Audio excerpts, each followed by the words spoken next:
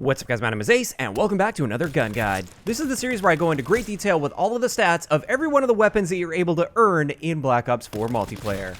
In today's episode, we're going to be covering the Tier 50 reward for the Days of Summer event, which is the Vendetta Sniper Rifle.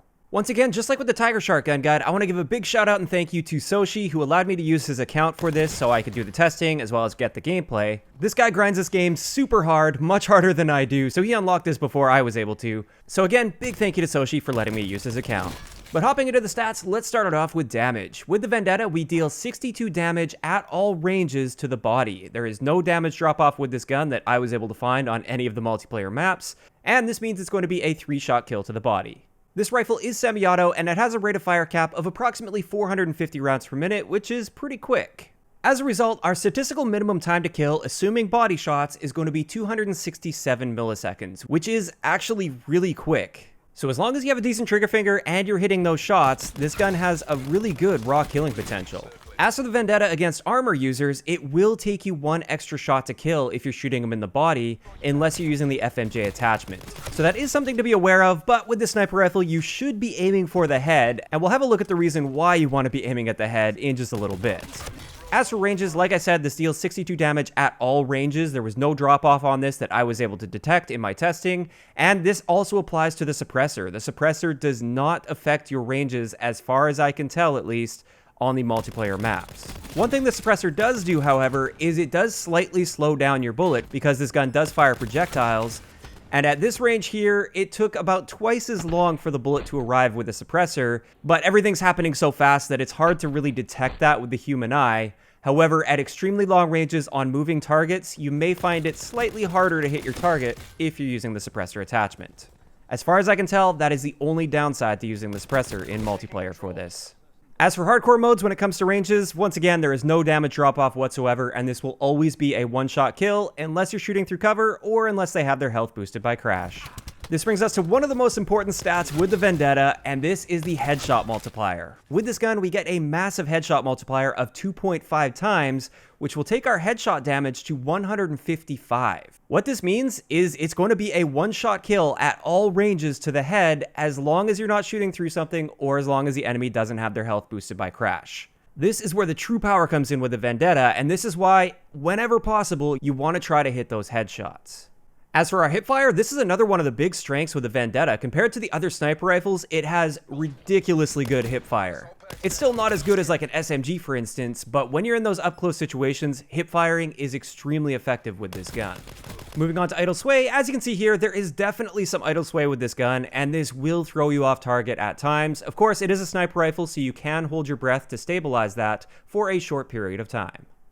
This brings us to recoil, and as you can see here, it definitely does jump around a little bit. It's not pinpoint accurate by any means if you're spamming it at the maximum fire rate, but at the same time, it's not going to kick all the way up to the sky. I have noticed though, in some mid to longer range situations, if you're spamming it really hard, it can be difficult to stay on target.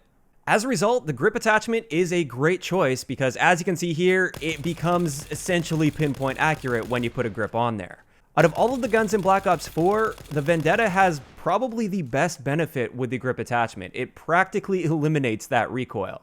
Another thing that's really important to point out when we're having a look at accuracy is on the console build of the game, you do not get aim assist with the Vendetta while aiming down sight, just like with all of the other sniper rifles. And this is one of the only things that really prevents this from being significantly better than the Auger, for instance. You don't get any aim assist with the Vendetta.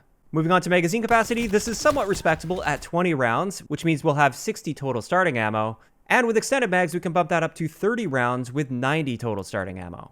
As for our reload add time, the standard reload add time is 1.77 seconds, which is a little bit on the slow side, and I have noticed this has gotten me killed in a few situations where I'm trying to reload after taking 2 or 3 fights, and the enemy has time to push me. But we can reduce that reload time by using the sight loader attachment, which does just reduce our base reload time down to 1.22 seconds, which is far better than 1.77. And in addition to that, it will allow you to reload while staying aim down sight. You don't have to come out of aim down sight in order to get that reload in. This brings us to handling and mobility, and our aim down sight time with the Vendetta is 300 milliseconds, which is actually the best in the sniper rifle category when we're not looking at attachments. But with quick draw, we can reduce that even further down to 260 milliseconds, which is pretty close to the standard SMG aim down sight time. It's just 1 frame slower than most standard SMGs. As for sprint out, this is 300 milliseconds without Gung Ho, although with Gung Ho we can cut that down to 200 milliseconds, or if you break your sprint by aiming down sight for instance, you can eliminate that sprint out time completely if you're using Gung Ho. Our movement speed is quite fast and standard for sniper rifles at 95%, and same thing goes with our aimed out sight stray speed. This is also standard for sniper rifles at 40%, although we do have access to these stock attachments. With stock 1, our aim down sight stray speed gets bumped all the way up to 65%, and then stock 2 will bump that up to 72.5%, and it will also give you the ability to drop shot without forcing you to stop aiming down sight. Now, one last thing I wanted to mention before we get into the operator mod and the other attachments is the Vendetta's headshot multiplier also seems to apply to Nomad's dog as well as the Safeguard robot, so it's an excellent counter to those things. If you're on defense and Safeguard, it's great. Just make sure you're hitting that robot in the head. You'll take it out, no problem. And same thing applies with Nomad's dog. If you see that dog coming at you, aim for its head, and it'll be dropping very quickly. So that pretty much covers it for all of the important stats for the Vendetta, but we do have an operator mod on this, and this is the bipod. With the bipod, when you're prone, you will get improved accuracy and less recoil, and in addition to that, somehow it will be converted to full auto. So when you are laying prone with the bipod, you get a full auto rate of fire of 515 rounds per minute, which is a little bit faster than our fire rate cap with semi-auto.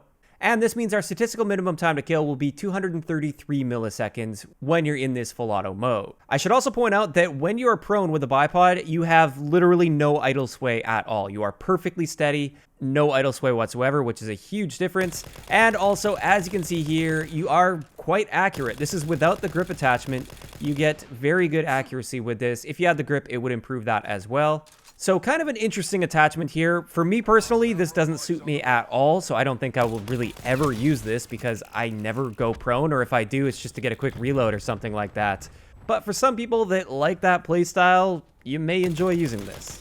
And now that we have that covered, let's move into the other attachments. When it comes to optics, we have the ability to use dual zoom, holographic, iron sights, or the thermal sight. Now, I will say the standard scope is pretty solid as is, and I have no problem using that, but I also really like using dual zoom with the Vendetta. As for the other attachments, I've never really been a fan of holographic, so I don't like it on this gun.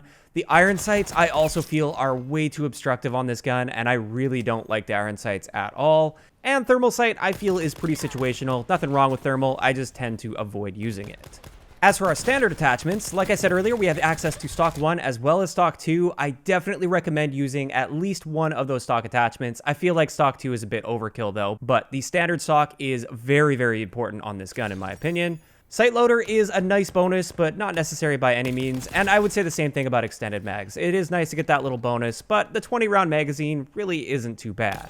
As for quick draw, I highly recommend this attachment. It just makes you much more competitive if you're being somewhat aggressive with the gun. FMJ, in my opinion, isn't really needed on this. Yes, it will help you against those body armor users if you're hitting body shots, but like I've said earlier, you really should be going for headshots. So as long as you're hitting your headshots, FMJ is effectively useless for you against body armor people. Grip, I highly recommend using. You guys could see earlier just how much grip helps, which is quite a bit. So I would say that was one of the attachments that is a must-have on this gun, assuming you have it unlocked.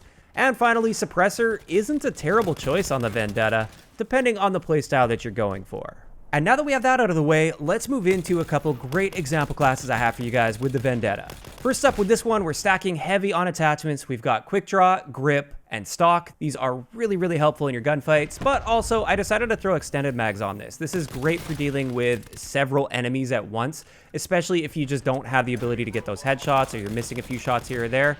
It is really nice to have that. Plus, it does give you extra total starting ammo, which is important because we aren't using scavenger on this class. Our gear is going to be stim shot just because I really like stim shot, but of course, if you wanted to, you could easily just change that out for any one of the other pieces of gear. We've got special issue equipment. Perk 2 is going to be Gung Ho, and finally, Perk 3 is going to be Dead Silence.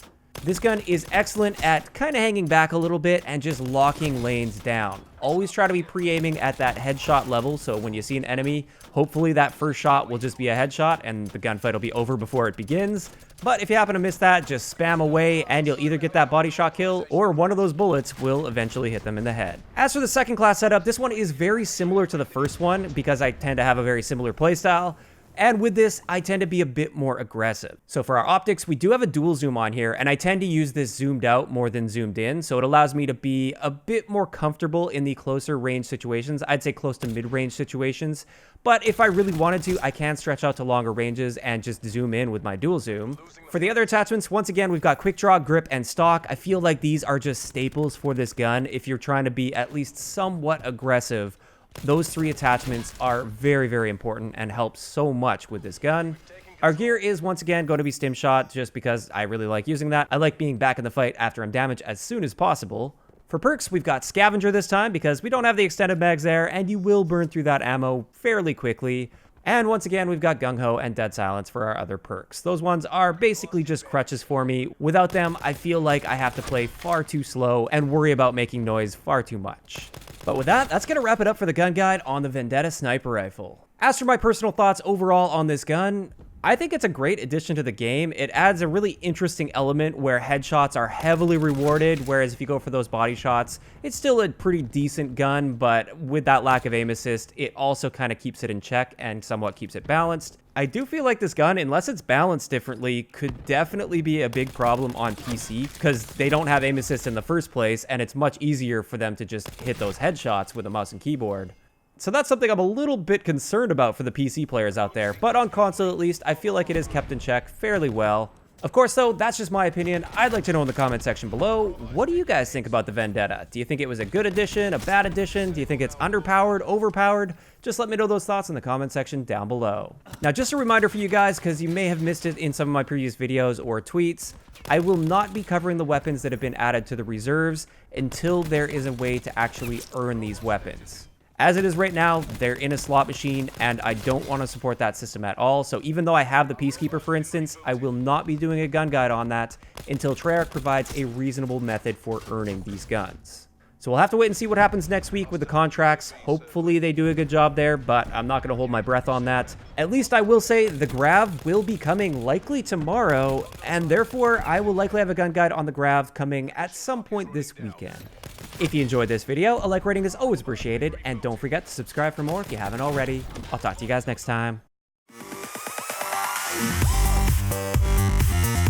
Yeah.